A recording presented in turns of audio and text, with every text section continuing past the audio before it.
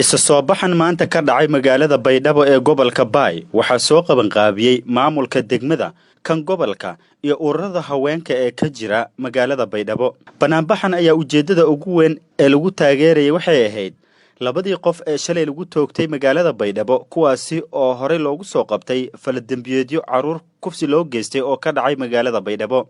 dad u badan ardayda wax ka barata iskuulaadka magaalada Baydhabo ayaa ka qayb galay dibadbaxa arintaas lagu taageerayay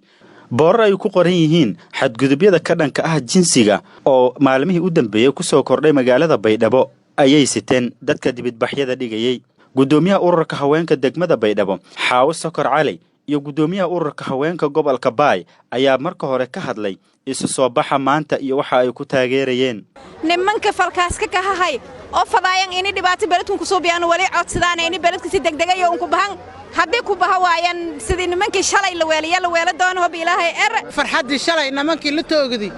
oo ma raayis wali beddelka una fadaan malka dilnay dabagal gudaha lahayd dabagal ila gudaha hayti way fadaan in ma raayis reer koonfur galbeed gaar ahaan reer gobolka Baay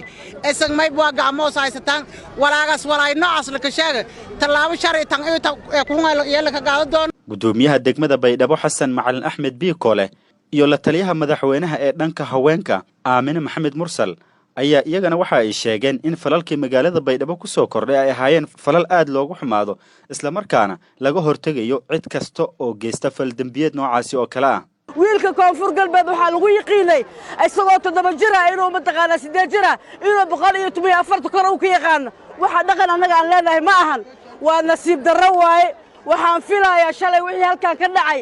iyo mataqaana falkii quruxda badnaa ee lagu sameeyay labadii nin iyo ninkii lahaa mataqaana 20 daqiiqo la korsanaay arintun meel ka sakadheeda way la fadaysa lag abaal maray laakiin dhibaato suubiyo dalka fasaad dalka suubi ama waxaan walidiinta islaamka qabarka dhaqaaga way la baahayaan dawladda dhaxana ishaagana in may la raayso maxaa taasay arrin muhiim ah talaabo la ka qaada laga maarmaanata marna may la dul qaado kor Muxdiin Xusni Universal TV Baydhabo